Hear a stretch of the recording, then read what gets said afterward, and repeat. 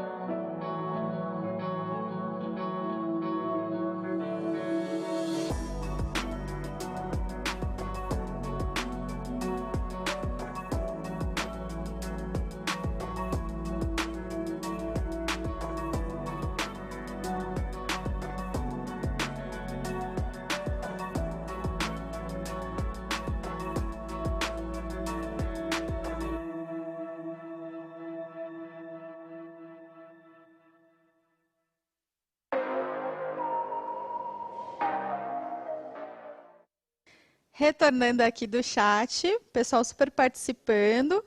Então, deu tempo aqui de alguns professores, né, repassarem aí o que os alunos falaram para a gente, Renata, e vamos lá. Então, ó, eles responderam que X é igual a 4, né, relacionado aí ao experimento 1. E aí, alguns professores, por exemplo, a professora Cícera falou que o X é igual a 4, o Y é igual a 1, e o Z e o W igual a 24. Esses foram alguns das respostas, mas a maioria colocou que X é igual a 4. É isso mesmo? Vamos ver então? Vamos voltar naquele slide, nós vamos conferir então. A primeira, a gente consegue fazer pela lei da conservação das massas. Por quê? A massa do cálcio mais a massa do oxigênio, se eu somar, tem que ser igual a 10. Então, 6 mais 4 é igual a 10. É isso mesmo, os professores acertaram, os alunos acertaram, parabéns. E agora, eu não sei os valores de Y e Z, mas pela lei das proporções eu consigo calcular. A partir de quê? Eu vou pegar o valor de gás oxigênio da primeira e comparo com a segunda. 4 na primeira, 1 na segunda, logo eu sei que a equação 2, o experimento 2, é 4 vezes menor. Então, eu vou pegar o 6 e dividir por 4, que vai dar 1,5. Pego o 10 e divido por 4, vai dar 2,5. Se eu somar 1,5 com 1, 2,5, então eu sei que a proporção foi correta, porque a soma das massas também está correta. E na última, eu tenho aqui para comparar os valores de gás oxigênio. Se eu comparar 4 gramas do primeiro experimento com 16 e 10 gramas de óxido de cálcio com 40, eu sei que da primeira para a segunda foi multiplicado por 4. Então, 6 vezes 4, logo eu tenho 24 gramas. Então, aqueles que responderam todos, é isso mesmo.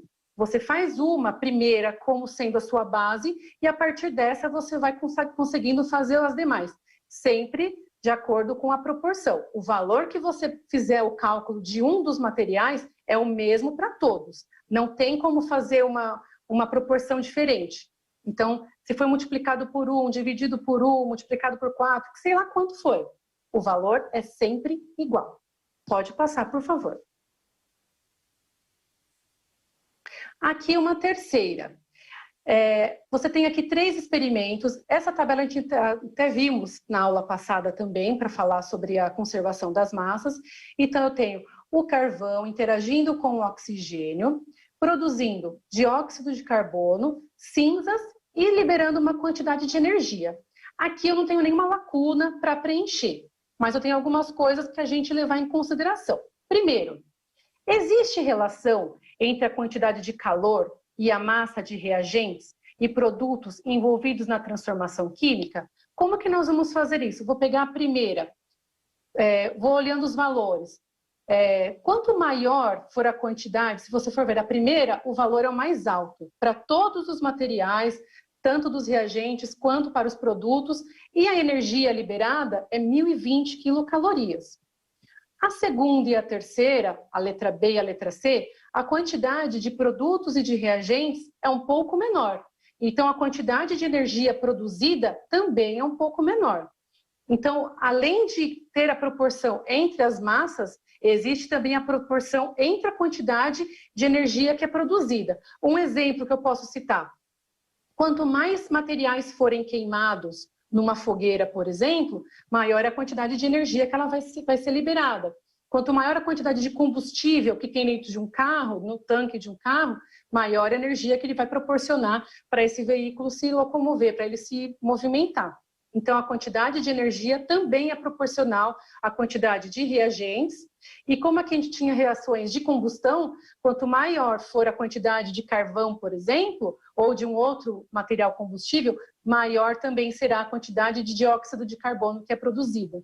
Então, a gente vê também a parte ambiental. Quanto maior a quantidade de combustíveis, maior a quantidade de poluentes que são produzidos. Pode passar. Aqui, nós temos a relação que existe entre a quantidade de calor e a quantidade de reagentes. Como que eu faço esse cálculo? Eu pego aqui a soma dos reagentes, né, 470, e tenho a quantidade de energia, 1.020 para o primeiro, 410 para o segundo, 156 para o terceiro. E faço essa divisão. Deu 2,17 para o primeiro, 2,18 para o segundo, 2,19 para o terceiro. Fazendo a mesma coisa do calor, só que para os produtos, 1.020 dividido por 473, 410 por 184, 156 por 71. Tenho 2,16, 2,22 e 2,19. Então, a gente pode perceber também que a proporção é muito próxima. E como nós falamos na aula passada, essas variações que podem acontecer nessas últimas casas decimais, elas podem ser por algum erro na balança, algum erro de anotação, alguma variação que pode existir, uma margem de erro. Mas como os valores são muito próximos e eles só tem essa divergência nas últimas casas decimais, a gente pode dizer sim que houve proporção. Então, a gente sempre vai calcular a razão, é sempre uma divisão, no caso das proporções. E essa divisão vai ser de acordo com o que o exercício está propondo para nós. Pode continuar. Então, aqui, calcule a razão entre a massa de carvão que reagiu e a massa de cinzas em cada experiência. E quantas vezes a massa de carvão é maior que a massa de cinzas. Se ele pede, então, a razão da massa de carvão, eu vou pegar a massa de carvão e vou fazer o quê com a massa de cinzas? Então, aqui, eu vou deixar um minutinho no chat para vocês fazerem e responderem para mim quantas vezes a massa de carvão é maior que a massa de cinzas em cada amostra e se a proporção foi mantida. Um minutinho.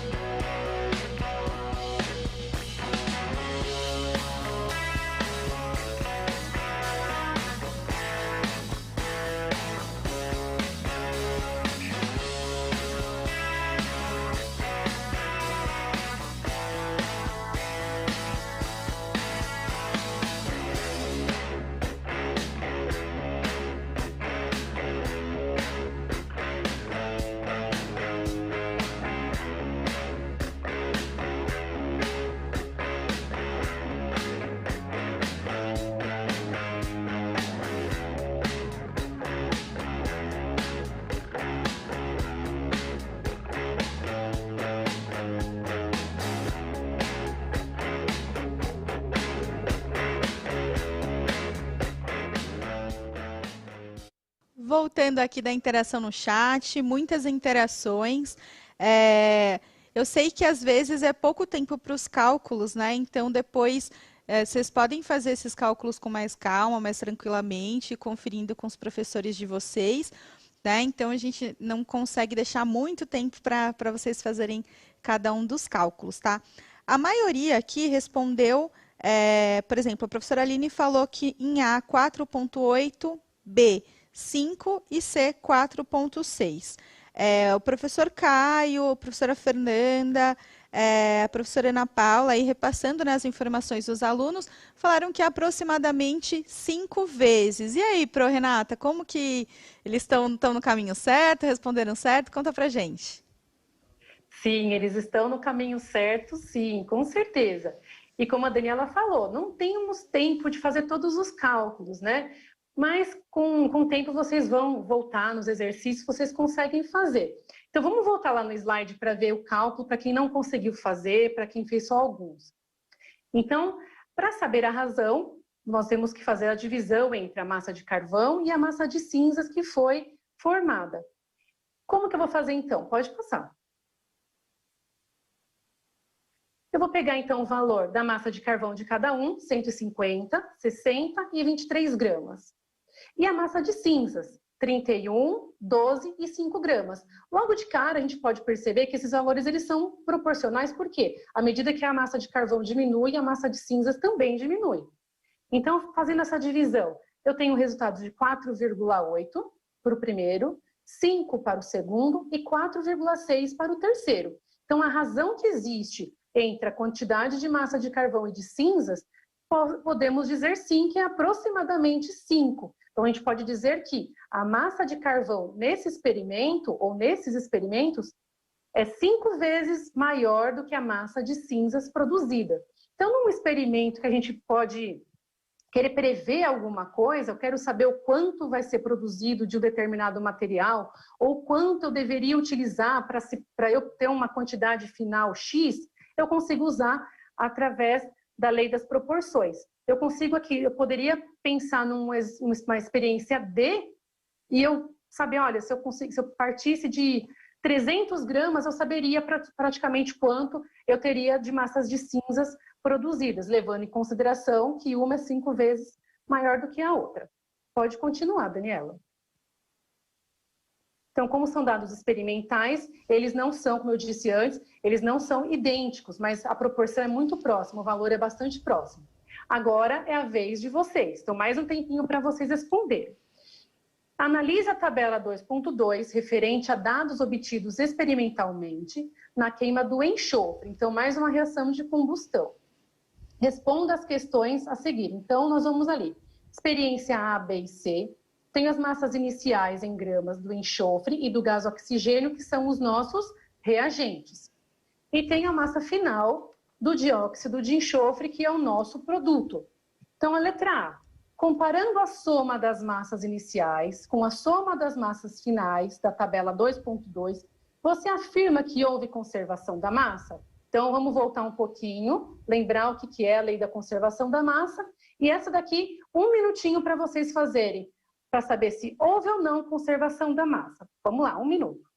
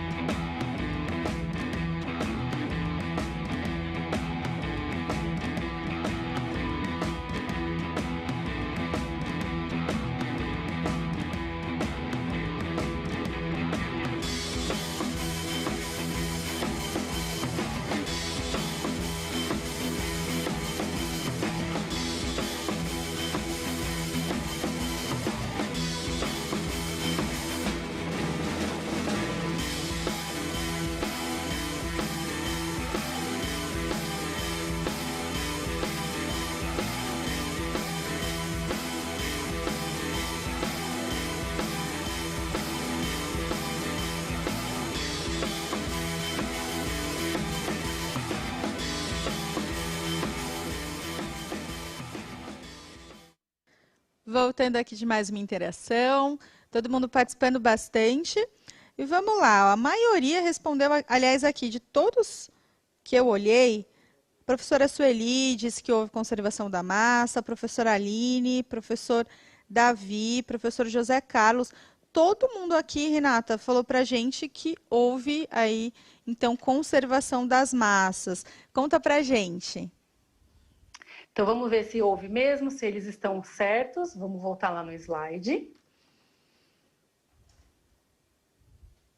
Como que nós vamos saber se houve ou não a conservação? Pela comparação da soma dos reagentes e da soma dos produtos. Então, se você somar, pode passar. Eu acredito que já tem as respostinhas aí pra gente. 6,403 gramas nos reagentes de A, 6,400 nos produtos. 4,225 em A nos reagentes, 4,226 nos produtos. E na última, 0,044 e 0,040. Então, se nós formos comparar, obviamente, eu só vou comparar reagente de A com produto de A, reagente de B com produto de B, reagente de C com produto de C. Como nós já falamos hoje e na outra aula, esses valores são experimentais, eles podem ter algum erro até mesmo no processo de medida, de pesagem dos materiais. Então, levando isso em consideração, a gente pode dizer que sim, houve conservação da massa. Diríamos que não, caso isso acontecesse, se os valores fossem muito diferentes, se a variação fosse muito maior do que essas casas decimais que nós estamos vendo aqui. Pode passar. Mais uma para vocês fazerem. Calcule a razão entre a massa de enxofre que reagiu e a massa de dióxido de enxofre para cada experiência. Os valores encontrados são próximos? Então, vamos lá. Recordando, a razão é uma divisão. Então, eu tenho que levar em consideração que é a razão entre a massa de enxofre que reagiu e a massa de dióxido de enxofre que foi produzida. Então, vocês vão fazer esse cálculo para cada uma das experiências e vão dizer para mim se esses valores são ou não próximos. Se forem, então, a gente pode dizer que houve a proporção das massas. Então, essa lei foi obedecida. Aqui, acho que nós podemos colocar 2 minutinhos para o pessoal responder no chat.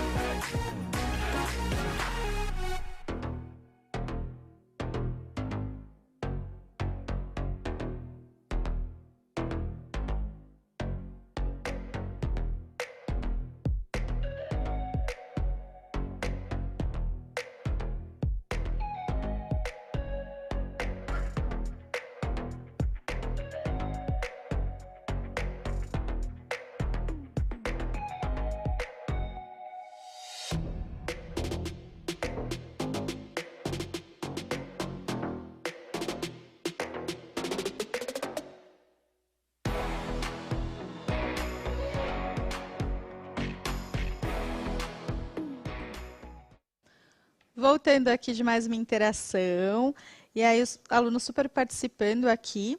E vamos lá, ó. A Pro Débora falou aqui que o Alan e o Pedro, da Marechal Juarez, responderam aí a proporção de 1:2.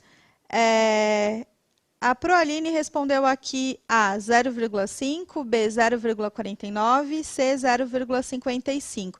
Então, aproximadamente meio, né? O Pro José Carlos também. E a maioria aqui respondeu isso aqui para a gente, Renata. Muito bom. Eles estão ótimos, estão arrasando. E eu vou só deixar não um recado, né? Um lembretezinho. Uma professora falou assim, que a proporção é de 1:2. E os demais falaram 0,5. Será que um está certo e o outro está errado? Ou será que eles só responderam de maneira diferente? Sim, eles só responderam de maneira diferente. Quando a gente fala que a proporção de 1:2, quer dizer que é uma parte de um para 2 partes do outro. Então, um é o dobro do outro ou um é a metade do outro. Então, depende muito de como o exercício, como que a necessidade do que você precisa responder no momento. Mas vamos então ver como que foi feita essa resolução. Por favor, Daniela.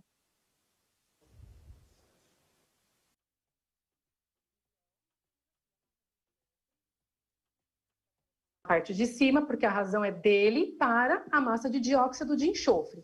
Então, os cálculos, dependendo de quantas casas decimais você está colocando, pode dar uma variaçãozinha, mas 0,5, 0,5 e 0,55. Então, a gente pode dizer que a proporção é que a gente pode dizer que é 1 para 2, por quê? Uma parte de enxofre para 2 de dióxido de enxofre.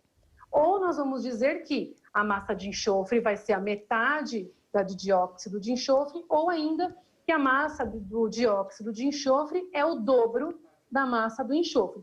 Qualquer uma dessas maneiras está certa, não tem nenhum erro nelas. Basta que você consiga interpretar isso que a gente está falando.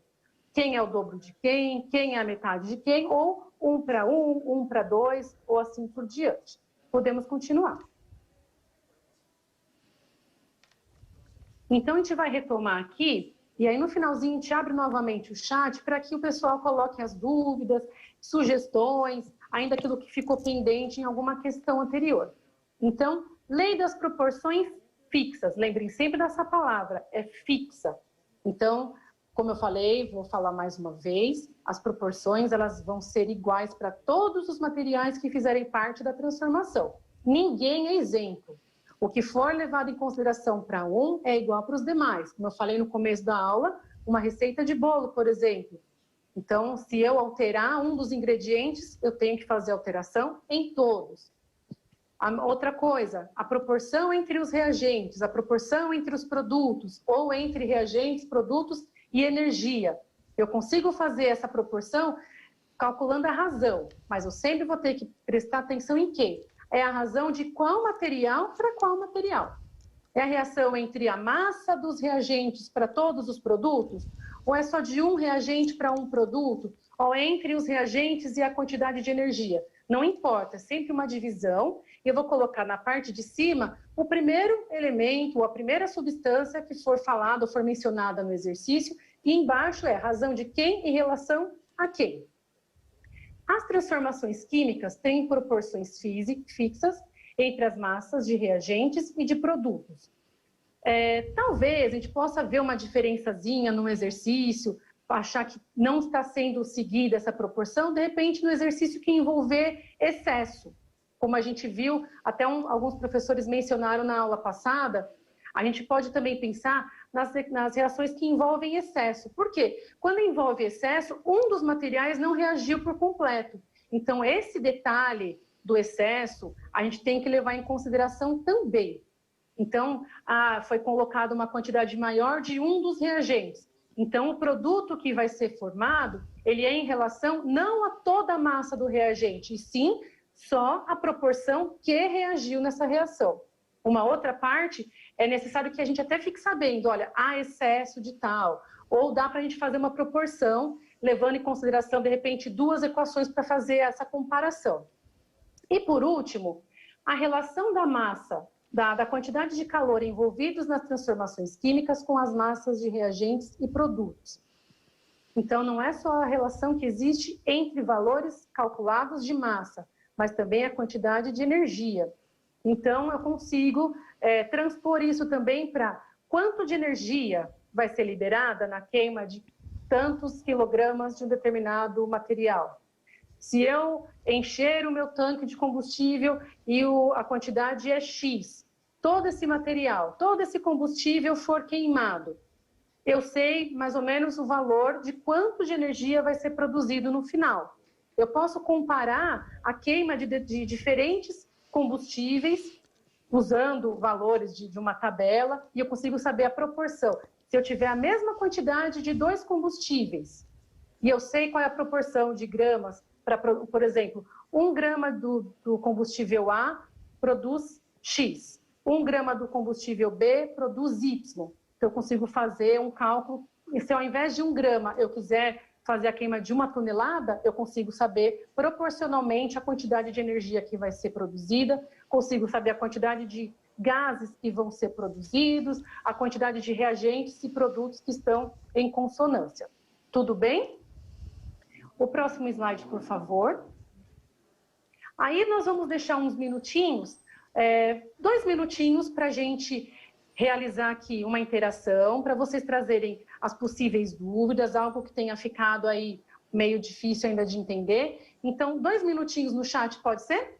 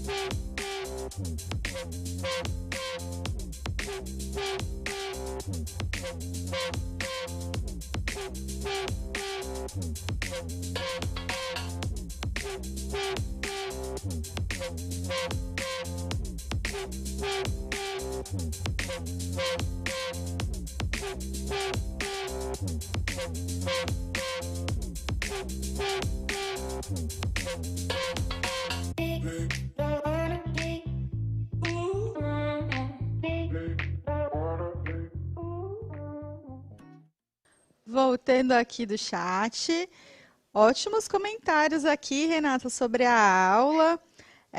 Algumas pessoas falando em relação ao tempo, né, do pouco tempo aí, mas realmente a gente tem pouco tempo para falar de muita coisa, né, numa aula só, então não dá para a gente dar mais tempo para vocês fazerem as atividades.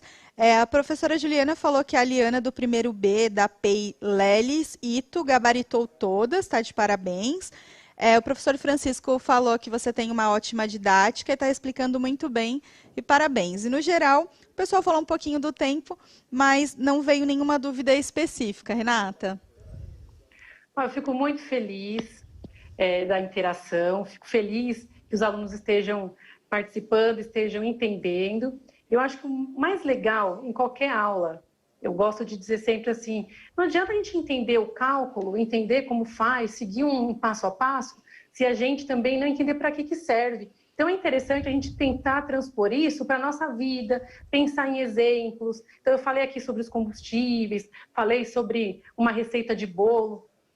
Eu sei que são coisas simples, mas são coisas que fazem a gente conseguir relacionar com o nosso dia a dia, contextualizar.